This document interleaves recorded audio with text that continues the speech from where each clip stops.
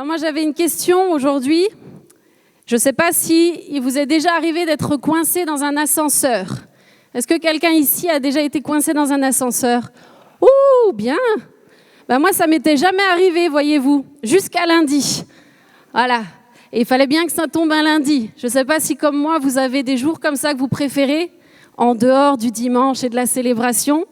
Mais moi, le lundi, c'est un jour que j'affectionne particulièrement depuis quelques temps. Il n'y a pas très longtemps, mais avec Matt, mon mari, on s'est imposé un jour de repos. Et ce jour-là, tant attendu, c'est le lundi, ok? Donc maintenant que vous le savez, vous aussi, vous savez qu'on ne répondra qu'aux urgences ce jour-là. Hein?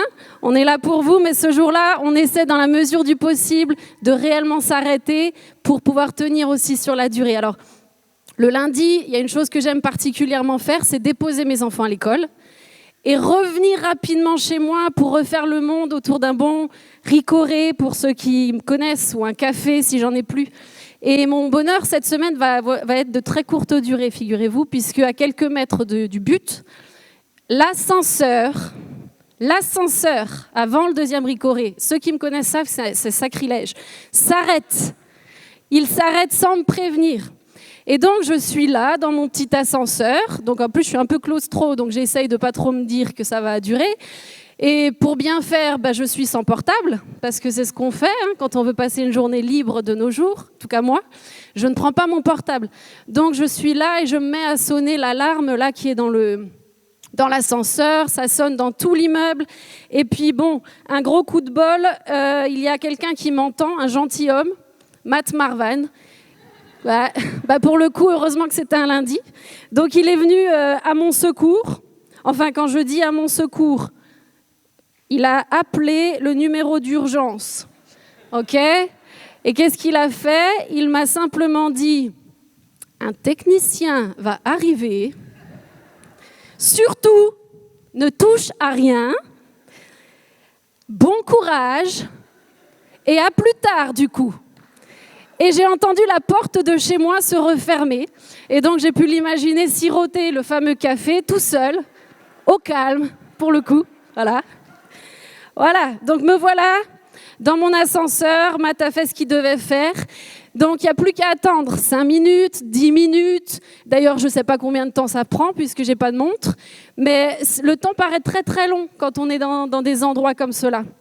Donc, 20 minutes. Je me suis même assise, je me suis dit, tant qu'à faire, autant se reposer, je vais piquer un petit somme. J'essaye 20 minutes, 30 minutes plus tard, toujours rien. Donc, comme une bonne élève bien disciplinée, qu'est-ce que je fais d'après vous? Je touche à tous les boutons. Je les essaye un après l'autre, espérant que ça va me sortir de mon affaire. Mais rien ne se passe. Et vous savez, dans la vie, on a 2 options. S'énerver ou tâcher de tirer le meilleur d'une situation, n'est-ce pas? Je ne dis pas que je le fais à chaque fois. Et cette fois-là, j'ai essayé. Je me suis dit, tiens, tant qu'à faire, je vais essayer d'en tirer le meilleur. Donc, je vais faire ce que je fais régulièrement. Je parle au Seigneur. Je n'ai pas besoin, et ça, si vous ne le savez pas, vous pouvez lui parler n'importe où, dans la vie, dans un ascenseur bloqué. Donc, je vais lui dire, bon Seigneur, puisque toi et moi, on est là tous les deux bloqués pour une durée indéterminée, parle-moi. OK? Parle-moi. Oui, tant qu'à faire, autant faire quelque chose d'utile. Et écouter Dieu nous parler s'avère souvent très intéressant. Et il ne va pas lui falloir très très longtemps pour me répondre. Est-ce que ça vous intéresse d'entendre ce qu'il m'a dit? Vous êtes sûr? OK. Donc le Seigneur va me dire très clairement, tu vois Sarah, cet ascenseur représente parfaitement ce que le péché et la désobéissance produisent dans une vie. Vous voulez toujours entendre la suite? Nous pouvons le prendre tous les jours, plusieurs fois par jour, monter, descendre, entrer, sortir, aller, venir. On peut le pratiquer, on peut vivre avec, pensant que tout est normal. On peut même aller à l'église. Si, je vous assure. On peut même aller à l'église, faire bonne figure, lever les mains dans la louange. Mais un jour ou l'autre, tu vois, l'ascenseur finira par se bloquer. Sans prévenir, il va s'arrêter et laisser enfermer ceux et celles qui choisissent ou qui pratiquent ce mode de vie-là. Ils vont d'un coup être privés de ce que j'ai de plus précieux à leur offrir, la liberté. La liberté, mes amis. Laissez-moi aujourd'hui vous parler de liberté. Parce que l'Évangile est un message de liberté. L'Évangile est une bonne nouvelle. Et aujourd'hui, si vous êtes prêts, nous allons voir ce que veut réellement dire la liberté et comment faire pour la trouver. Moi, je ne sais pas pour vous, mais moi, ce mot résonne très, très fort en moi. Peut-être que s'il y a un mot qui devait me définir, ça serait celui-là. Liberté. Je suis quelqu'un de très indépendante et j'ai besoin de liberté, j'ai besoin d'espace. Je ne suis pas trop dans le cadre. S'il y a un cadre ici, je vais souvent, en général, être juste à côté. Des fois, encore beaucoup plus loin, mais toujours dans la discipline. Mais j'ai besoin de liberté, besoin d'air, ok ? Et Jacques 1 nous parle un petit peu de ça. Donc, si vous avez vos Bibles avec vous, ce que je souhaite... Venir à l'église sans sa Bible, c'est comme aller à la piscine sans maillot de bain, n'est-ce pas? Je vous invite à la prendre dans Jacques 1, versets 22 à 25. Il nous est dit, pratiquez la parole et ne l'écoutez pas seulement, en vous abusant par de faux raisonnements. Car si quelqu'un écoute la parole et ne la pratique pas, il est semblable à un homme qui regarde dans un miroir son visage naturel et qui, après s'être regardé, s'en va et oublie aussitôt comment il est. Mais celui, écoutez bien, qui a plongé les regards dans la loi parfaite, la loi de la liberté, et qui persévère non pas en l'écoutant pour l'oublier, mais en la pratiquant activement, celui-là sera heureux dans son action même. Amen. Aujourd'hui, j'aimerais qu'on puisse voir ensemble 3 points pour vivre réellement ce que la liberté en Jésus-Christ signifie. Et le premier point, c'est qu'il va falloir plonger. En plongeant nos regards dans la loi parfaite, nous dit ce passage. Alors plonger, moi ça me parle. Mais vraiment, je ne sais pas vous, mais moi plonger c'est quelque chose qui me parle extrêmement parce qu'il paraît que c'est simple pour beaucoup de monde. Il semblerait que ça soit facile, mais ça fait 16 ans qu'été après été, Matt qui est là et qui aujourd'hui a passé le relais d'ailleurs à mes enfants, essaie de m'apprendre à plonger. Plonger, c'est quelque chose que je ne sais pas faire. J'aurais pu marquer vos esprits, j'ai pas honte de vous le dire aujourd'hui. J'aurais pu illustrer ça avec des vidéos à l'appui, des preuves, mais je serais plus sur le chemin de l'humilité, comme on l'a vu le mois passé, mais celui de l'humiliation totale. Donc, je vais m'abstenir. Alors, bien que je n'ai pas tout acquis dans le domaine, j'ai compris quand même que plonger demande de lâcher prise. Pour plonger, il faut y aller la tête la première, s'élancer, faire le petit saut qui va bien, hop, pour atterrir dans l'eau sans aucune éclaboussure. Et croyez-moi sur parole, bien des fois, après avoir fait tout, absolument tout ce qu'il m'avait dit de faire, la tête entre les bras, la tête entre les bras, petite flexion, genou flexion, je m'élance, mais vraiment de tout mon cœur, telle Ariel, la petite sirène, et je plonge dans ma tête comme une sirène. Mais au moment où ma tête ressort de l'eau, les cheveux qui recouvrent l'ensemble de mon visage et surtout les éclats de rire de toute ma progéniture me fait savoir que ça n'a pas encore été tout à fait concluant. Donc vous voyez, plonger, c'est tout un art. Et là, je ne vous parle pas de faire le plongeon à 1 mètre, 2 mètres, 5 mètres, ou je ne sais même pas d'ailleurs combien de mètres on peut plonger, mais je vous parle ras de la piscine, quoi. C'est tout un art et pour moi, c'est très compliqué. Plonger, aujourd'hui, tes regards dans la parole de Dieu, mon ami, va impliquer un lâcher-prise total et un engagement tout entier de ta personne. Tout entier. Bien que je ne sache pas le faire dans l'eau, j'ai quand même compris qu'on est recouvert de la tête jusqu'aux pieds et qu'on se rend au fond de la piscine. Voilà ce que plonger nous permet de faire. C'est de nous rendre au fond de la piscine. Et c'est exactement pareil lorsque vous venez plonger vos regards dans la parole de Dieu. Il va vous recouvrir de sa présence, de la tête jusqu'aux pieds, pour vous emmener dans les profondeurs de sa personne. Amen. Lorsque je plonge mes regards dans la parole de Dieu, chose que, heureusement, je sais faire, dans cette loi parfaite, je ne retiens rien. Je ne retiens plus rien. Je m'abandonne pleinement à lui. Il est celui qui m'a donné la liberté la plus extraordinaire, la plus intense, la plus profonde, celle de mon âme. Et si tu n'as pas encore trouvé Jésus aujourd'hui, je veux te dire qu'il veut te la donner à toi aussi. Ça, c'est le message de l'Évangile. Trouver la liberté en Jésus-Christ. Il est ce Dieu merveilleux, bon, ce roi de gloire. Celui qui ne change pas, celui qui est, qui était et qui sera toujours le même. Il est un Dieu extraordinaire et j'aime, quand je viens dans sa présence, me prosterner devant lui. J'aime me mettre à genoux devant lui. J'aime m'incliner devant sa majesté parce qu'il est Dieu et qu'il est au-dessus de moi. Et lorsque tu veux plonger tes regards dans la parole de Dieu, il faut admettre et reconnaître que tu ne peux rien faire sans lui. Tu ne peux rien. L'abandon est la clé qui me permet de découvrir ces profondeurs. Chaque jour un peu plus, je m'abandonne et je plonge et je découvre quelles sont les profondeurs. Et ça, mon ami, c'est le désir de Dieu pour toi, pour moi, pour nous tous. C'est exactement la raison pour laquelle toi et moi, nous avons été créés.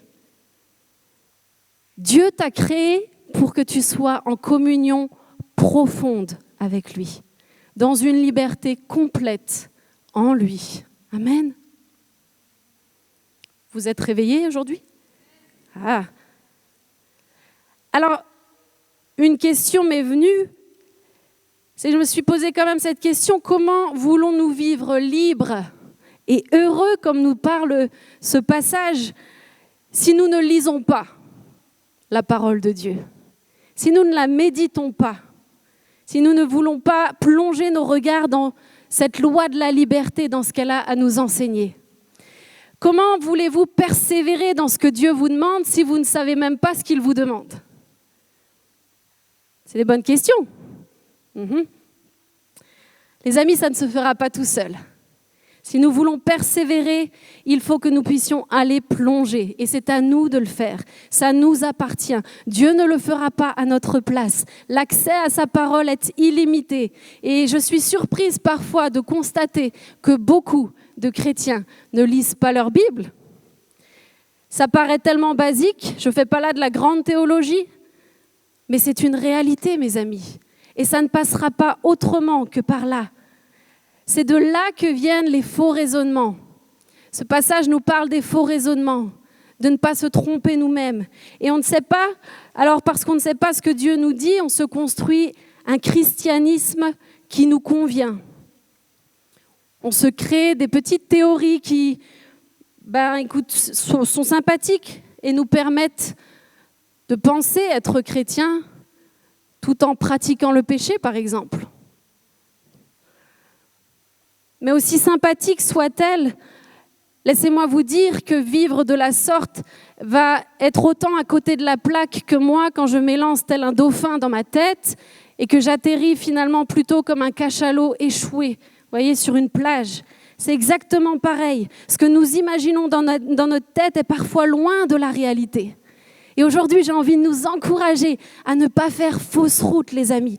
Ne nous trompons pas nous-mêmes. Ne pas lire sa Bible, c'est un plat garanti. Peu importe d'où tu sautes, que ce soit à la piscine ou à 10 mètres, c'est le plat garanti. Jean 8, au verset 32, nous enseigne que si vous demeurez dans ma parole, vous êtes vraiment mes disciples. On l'a entendu tout à l'heure, nous voulons travailler à être de véritables disciples. Vous connaîtrez la vérité et la vérité vous rendra libre. Encore une fois, si vous demeurez dans ma parole, si vous restez attachés à cette parole, c'est là, mes amis, qu'il faut rester. C'est dans cette loi parfaite qu'il faut rester.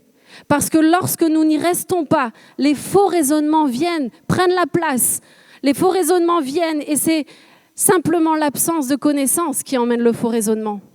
Lorsque tu plonges tes regards, tu connais la vérité et la vérité te rend libre. Être chrétien, c'est pas compliqué quand on applique simplement ce que Dieu nous enseigne. Lorsque Jésus nous dit que si nous connaissons la vérité, cette même vérité va nous rendre libres, c'est parce qu'il parle de lui-même. Plus tu plonges tes regards dans cette loi parfaite, plus tu connais Christ, plus son esprit en toi prend la place. Ok ? Plus tu es transformé à son image et plus tu découvres cette liberté et les profondeurs de cette vérité. Ce n'est pas juste quelque chose de superficiel qui nous est dit là. Plonger nos regards, mes amis, nous permet d'accéder aux profondeurs de l'océan indescriptible de sa présence. Cet océan où tout est à notre portée, où la liberté est complète, est totale. En plus de ne pas savoir plonger, je vous avoue que j'ai la phobie aussi dès que j'ai plus pied. Et moi, un de mes rêves, c'est de me dire un jour, je suis au milieu de l'océan et je peux plonger parce qu'il doit y avoir un tel sentiment, une telle sensation de liberté quand on peut vivre ça. Et c'est exactement ce que Dieu veut vous permettre et me permettre de vivre lorsque nous choisissons, lorsque nous nous engageons, lorsque nous impliquons toute notre vie pour plonger nos regards dans cette loi parfaite, cette loi de la liberté. Amen. Mon deuxième point aujourd'hui, c'est qu'il nous faut pratiquer. Ok ? Il nous faut plonger nos regards, il nous faut pratiquer. Romains 2 au verset 13 nous dit « Ce ne sont pas, en effet, ceux qui écoutent la loi qui sont justes devant Dieu, mais ceux qui la mettent en pratique qui seront justifiés. » Amen. Ce ne sont pas ceux qui écoutent la loi qui sont justes, les amis.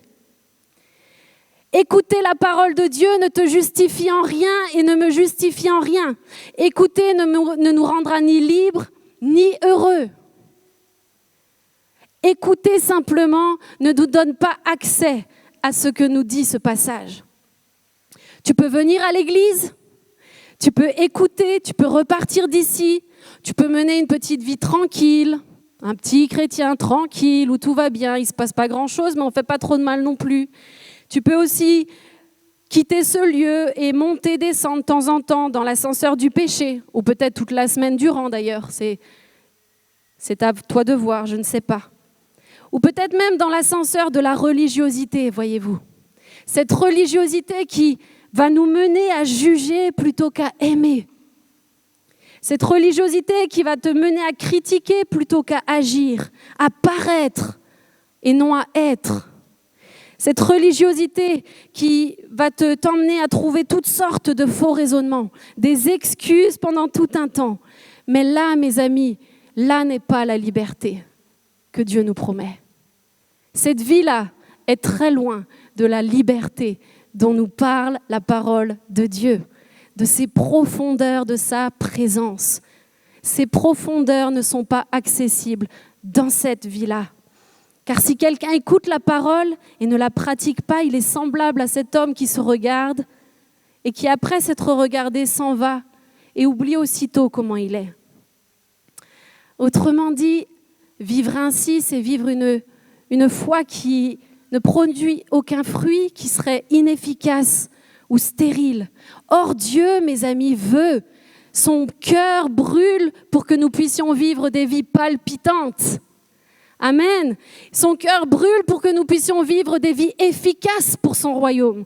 Son cœur brûle pour que nous puissions marcher dans une liberté totale ici-bas, les amis. Amen. Dieu ne t'a pas envoyé ici sur cette terre pour simplement te permettre de vivre une vie tranquille et découvrir l'œuvre extraordinaire de Jésus à la croix. Ce que Jésus a fait à la croix ne va pas seulement d'être pardonner tes péchés pour restaurer ta relation avec lui. Il veut t'emmener bien plus loin que ça et te faire découvrir cette véritable liberté ici-bas. Amen. Cette quête profonde qui est ancrée en chacun de nous. Cette liberté à laquelle nous aspirons tous, mes amis, se trouve sur un seul chemin. Et ce chemin a un nom. Il s'appelle l'obéissance. L'obéissance, c'est la mise en pratique de la parole de Dieu. Et la mise en pratique de la parole de Dieu, c'est l'obéissance. Ça veut dire la même chose. L'obéissance, c'est la mise en pratique. Et la mise en pratique, c'est l'obéissance. Nous ne sommes pas appelés à être des écouteurs oublieux, mais nous sommes appelés à pratiquer activement. Amen. Activement ce que nous entendons. Cette voix qui te rend libre et pleinement heureux ou heureuse, c'est celle-ci. C'est celle de l'obéissance. C'est ce chemin d'obéissance. C'est ce que nous désirons tous profondément. En tout cas, je le souhaite. C'est mon souhait pour chacun d'entre nous. C'est de désirer obéir. Parce que lorsque nous obéissons, nous découvrons quelque chose d'extraordinaire. Être croyant non pratiquant a ses limites en termes de liberté. Nous pouvons croire d'une manière et d'une façon lointaine, mais nous ne pouvons pas connaître la véritable liberté. Ce n'est pas possible de croire sans pratiquer et découvrir la liberté dont je vous parle. On peut le vivre à notre échelle, mais les profondeurs de sa liberté qui nous sont données ici-bas ne sont accessibles qu'à celui et à celle qui choisit de pratiquer cette loi parfaite. Amen. Jésus-Christ est le chemin, il est la vérité et il est la vie. Et lorsque tu le rencontres, tu découvres la loi de cette liberté. Et tu comprends aussi que cette loi n'est pas faite pour nous contraindre ou nous enfermer, mon ami. La loi parfaite dont Dieu nous parle n'est pas une loi qui est là pour te contraindre, pour te blâmer. Ce n'est pas une loi qui est là pour te condamner. C'est une loi qui est là pour te rendre réellement libre. Et c'est une loi qui est là pour te rendre et te donner une vie véritable. Ce n'est pas cette loi qui va te contraindre et te restreindre. Et j'aimerais qu'on puisse regarder cette petite vidéo, peut-être que vous l'avez déjà vue. C'est un petit berger, un petit garçon. Je ne sais pas si vous remarquez, c'est une brebis qui est là, coincée dans un fossé. Ой, умничка, Риад, умничка. Ногу не сломай только ему. Умничка, умничка. Et j'ai trouvé cette vidéo intéressante. Молодец, Риад. Умничка. La brebis est sortie de son fossé et hop, voilà. Vous voyez? Ça, c'est quand on choisit de vivre selon sa propre voie. Ça, c'est la représentation parfaite d'un homme, d'une femme, d'un chrétien ou non, de quelqu'un qui veut suivre mais croire et croire de loin sans appliquer ce que Dieu lui dit. Ok, il y a malheureusement trop de personnes qui vivent comme ce mouton. Ils choisissent leur propre chemin, ils font leur petite foi, à leur manière. Mais cette vie-là, mes amis, elle ne te rend pas heureux. Crois-moi, quand tu as la tête dans le sac, à chaque fois que tu fais 3 pas, quand il t'a libéré, tu n'es pas du tout libre. C'est pas ça la liberté. Elle n'est pas là, la liberté en Christ. Écouter ce qui est dit sans l'appliquer, ça ne changera pas ta vie. La seule chose qui produit du fruit, c'est simplement de la souffrance quand tu vis comme ça. Quand tu mènes ta petite vie, tu vas avoir de la frustration, tu vas perdre beaucoup de temps, tu vas avoir des fractures, Tu vas être en lutte constante. Et il y a bien trop de chrétiens qui vivent dans une lutte constante. Ils se battent toute leur vie avec le péché. Mais laissez-moi vous dire, c'est pas Dieu le problème. Le problème, il vient pas de lui. Le problème vient toujours de nous. À nous d'appliquer ce qu'il nous enseigne, à nous de vivre libre parce que sa loi est une loi parfaite. Et ce qu'il veut pour chacun de nous, c'est de vivre cette réalité au quotidien. Jésus est notre bon berger. Et son but, c'est de nous conduire, on l'a entendu tout à l'heure, dans de verts pâturages. Oui, le psaume 23 est une réalité. Il veut nous conduire dans de verts pâturages. Mais mon ami, pour aller dans de verts pâturages, tu sais où il faut se rendre? Il faut rester à côté du berger. Les verts pâturages sont pour toi tant que tu suis le berger. Sa houlette et son bâton te rassurent tant que tu es à côté de son bâton. Quand tu as la tête dans le fossé, sa houlette et son bâton ne te rassurent plus trop. Le problème, c'est que nous, on espère de Dieu qu'il vienne nous rassurer, qu'il vienne être notre bon berger, qu'il vienne nous conduire vers des eaux paisibles tout en menant la vie qu'on veut. Mais la parole de Dieu, c'est la vérité et elle s'applique à celui et celle qui marche dans cette réalité. Si tu choisis de vivre selon ta propre voie, de pratiquer le péché, de vivre loin de sa présence, de temps en temps et revenir, tu vas vivre comme ce mouton. Tu goûteras 2-3 pas à ce que veut dire la liberté et tu retomberas. Tu retomberas. Mais Jésus-Christ, qui est le chemin, la vérité, la vie, ce Jésus-là ne veut pas pour toi que tu vives cette vie-là. Il veut que tu puisses courir derrière lui, rester tout près de son cœur, rester attaché à lui. Notre Jésus est merveilleux, les amis. Notre Jésus est extraordinaire. Mais il ne te forcera jamais la main. Il est tellement extraordinaire qu'il nous laisse libres. Libres de vivre comme nous le souhaitons. Mais dans son amour et dans sa grâce, il s'arrêtera toujours pour venir secourir celui ou celle, moi-même, lorsque j'ai fait choix de prendre une autre voie.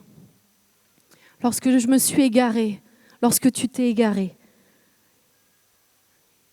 Lorsque peut-être tu es tombé dans un fossé. Jésus n'est pas celui qui condamne. Jésus est l'amour. Jésus est la vie. Jésus est la joie.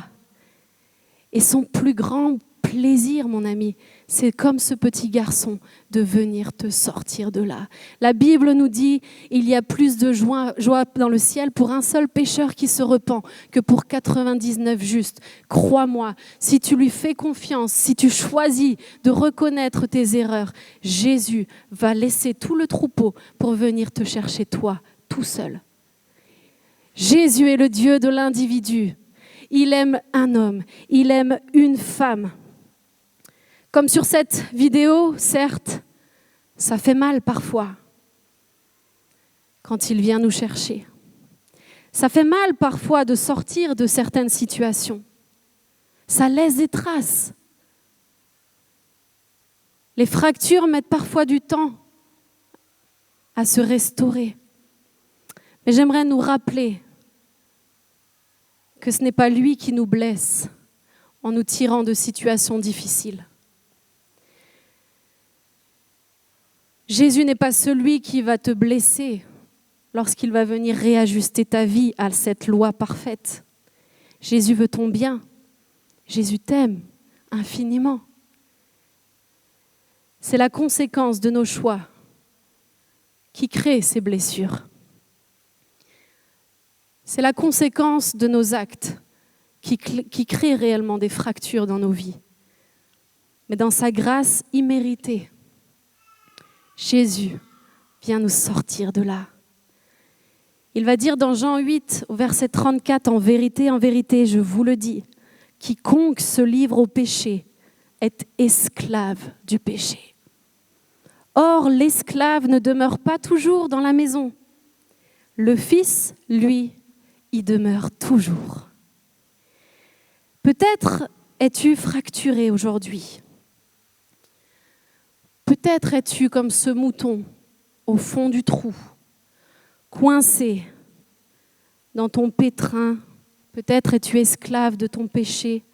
Peut-être que l'ascenseur de ta vie est bloqué aujourd'hui.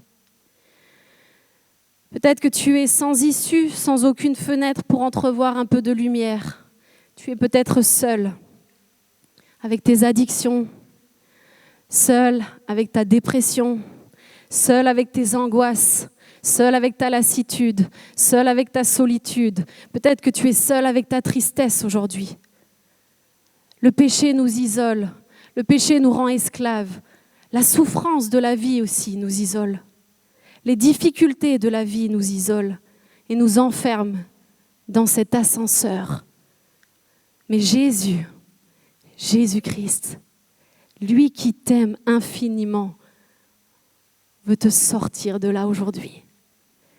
Il veut te libérer, il veut te donner cette liberté réelle, profonde. Parfois, nous essayons par tous les moyens de nous en sortir nous-mêmes. Nous essayons toutes sortes de choses. Nous faisons comme ce que j'ai fait, nous appuyons sur tous les boutons de l'ascenseur. On cherche une issue humaine, et on appuie, et on essaye, et on se fait mal, et on creuse, et on creuse. Aujourd'hui, mon ami, laisse-moi te dire que la seule issue a un nom, c'est Jésus-Christ. Il est la seule issue. Lorsque l'on est esclave du péché, il est la seule issue. Lorsque nous sommes égarés, il est la seule issue. Vivre libre commence déjà par être honnête avec soi-même et avec Dieu.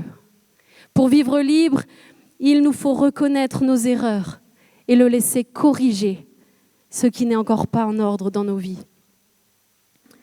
Obéir, mes amis, c'est réellement vivre. Obéir, c'est réellement vivre.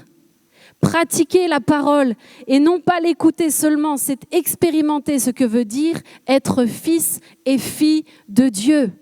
C'est expérimenter pleinement la plénitude qui se trouve dans la maison. Et c'est ce que Dieu veut pour toi, c'est ce que Dieu veut pour moi. Il veut que tu puisses bénéficier de la plénitude de sa grâce, de la plénitude de sa bonté pour toi, de la plénitude de son pardon pour toi. Amen. Jésus n'a pas donné sa vie pour que tu marches de fossé en fossé. Il a donné sa vie pour que tu puisses vivre libre et réellement libre, affranchi du péché. Amen. Son seul désir, c'est de nous conduire vers ces eaux paisibles. Peu importe la situation dans laquelle tu te trouves, peu importe la situation dans laquelle des erreurs t'ont emmené aujourd'hui, peu importe les souffrances de la vie qui t'ont conduite jusqu'ici, Jésus ne cessera jamais, jamais, jamais de venir te secourir. Jamais. Lorsque la brebis est blessée, elle est choyée, elle est soignée afin de pouvoir repartir. C'est ça que Jésus veut faire aujourd'hui. Il veut te soigner, il veut panser tes plaies, il veut te rendre réellement libre, il veut te choyer. Et la grâce qu'il te fait ensuite, mon ami, la grâce qu'il te fait ensuite, c'est de pouvoir rester tout près de lui. La grâce de Dieu, mes amis, elle est là. La véritable grâce n'est pas d'aller, de se souiller, de revenir constamment. La véritable grâce est de trouver le pardon en Jésus-Christ et de rester tout près de lui, de marcher tout près de lui, dans l'obéissance à ce qu'il te demande. Et crois-moi, lorsque tu as découvert ce chemin-là, tu as découvert ce que vivre réellement libre veut dire. Et quand tu as découvert ça, tu n'as plus envie de t'égarer. Tu n'as plus envie, tu as compris que seules les difficultés t'attendent là-bas. Seul le fossé t'attend quand tu t'éloignes. Mais lorsque tu as choisi de marcher sur le chemin de l'obéissance, tu commences par vivre une vie qui lui plaît. Tu commences à vivre une vie qui l'honore. Tu commences à vivre une vie qui réjouit son cœur. Et laisse-moi te dire que lorsque tu réjouis son cœur, c'est ton cœur à toi qui est en fête. L'Esprit de Dieu en toi va te donner une joie inexprimable parce que tu sais que dans ta marche avec Dieu, tu réjouis le Père, tu réjouis celui qui t'a créé, tu réjouis celui qui t'a rendu libre. Amen.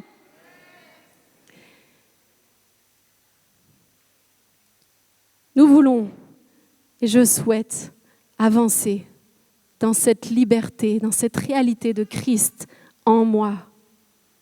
C'est une vérité extraordinaire. Elle est tellement simple. Mais je crois parfois qu'on se complique vraiment la tâche. Plonger nos regards, pratiquer la loi parfaite. Pour ensuite, mon dernier point, persévérer. Persévérer. Lorsque ta vie est en ordre, lorsque la vie que tu mènes plaît au Seigneur, lorsque la vie que tu mènes chaque jour lui plaît et que tu as compris le bénéfice de marcher sur le chemin de l'obéissance, tu avances sur le chemin de la persévérance. Seule la persévérance t'amènera à pleinement connaître Jésus-Christ. Il n'y a que la persévérance qui te mènera à une connaissance de Jésus-Christ. Cela prend du temps, mes amis.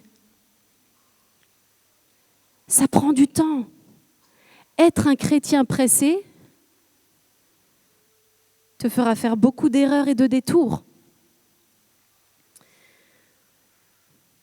Mais la persévérance te permettra de découvrir réellement le battement du cœur de Dieu, non pas seulement pour ta propre vie, mais pour ceux qui se perdent.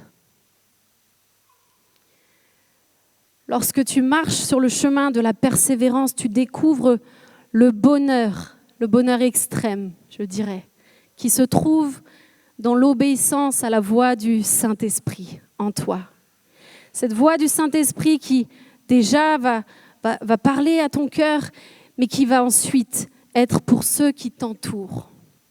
L'évangile et le salut ne nous a pas été donnés pour que nous le gardions égoïstement. Le christianisme n'est pas une religion. Le christianisme est une relation d'un homme à un Dieu vivant. Et ce Dieu vivant, nous rendant pleinement libres, veut que nous puissions, nous également, marcher pour rendre libres d'autres, les amis. Nous avons enterré jeudi notre ami Damien, pour ceux qui étaient là dimanche dernier. Damien, ce jeune homme de 38 ans, que nous aimions particulièrement, et ceux qui l'ont connu l'aimaient comme nous.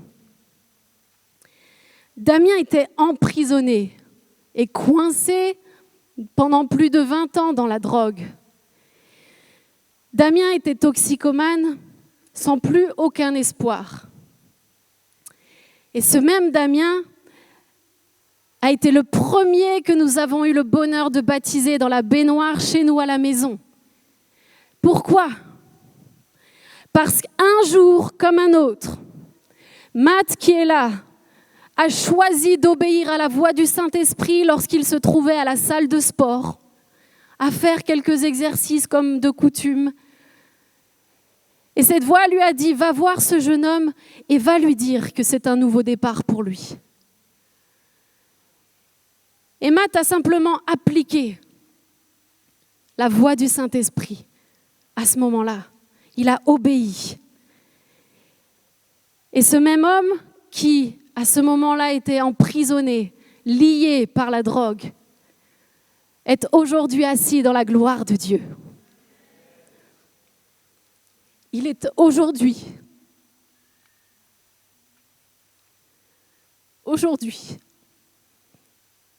auprès du Père. Tout ça parce qu'un homme a choisi d'obéir, a choisi d'aller le voir, a choisi de le rencontrer. Il aurait peut-être pu se dire « Oh Seigneur, je verrai la prochaine fois quand je reviendrai, peut-être demain ».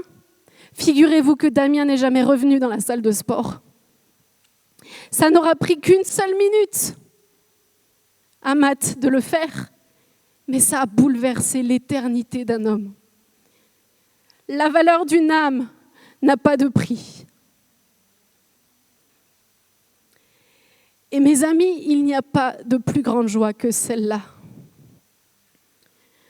Voir des hommes comme Damien, comme Jean-Jean, comme Marie-Roseline, recevoir l'amour inconditionnel de Jésus-Christ et être libérés de leur prison.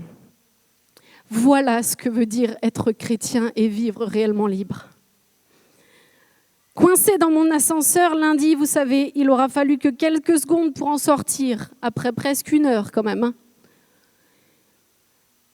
Quand j'ai entendu cette voix me dire « Bonjour !» C'est le technicien. J'ai dit « Bonjour !» Et 2 secondes après, j'étais chez moi. Je ne sais pas ce qu'il a fait.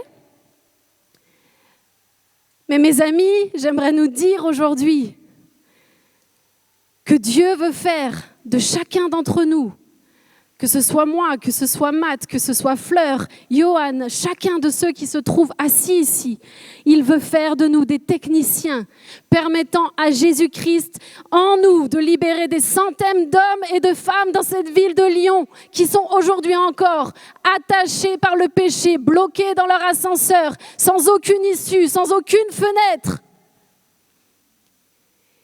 Il va choisir de se manifester à travers ta vie si seulement tu choisis d'obéir, si seulement tu acceptes d'ouvrir ta bouche quand il t'indique la voie à suivre. Que serait devenu notre ami si Matt n'avait pas obéi ce jour-là? Que serait-il devenu? Il serait sûrement parti pour l'éternité sans découvrir l'espérance que Jésus a eue pour lui. 1 an après, 18 mois plus tard, Damien était dans la boîte, comme nous le serons tous un jour. Mes amis, que nos vies servent à quelque chose. Que ma vie serve à libérer des centaines de Damiens. C'est là ma raison de vivre. J'aspire à voir de nombreuses âmes. Et vous savez, il y a une joie inexprimable que Matt seul peut connaître et doit connaître à travers cette expérience. Une marque indélébile. J'aimerais nous dire que lorsque nous obéissons et lorsque nous marchons selon la conduite du Saint-Esprit, il n'y a rien que nous fassions pour Dieu qui ne viendra pas avant tout bouleverser ta vie, mon ami. Damien a bouleversé ma vie.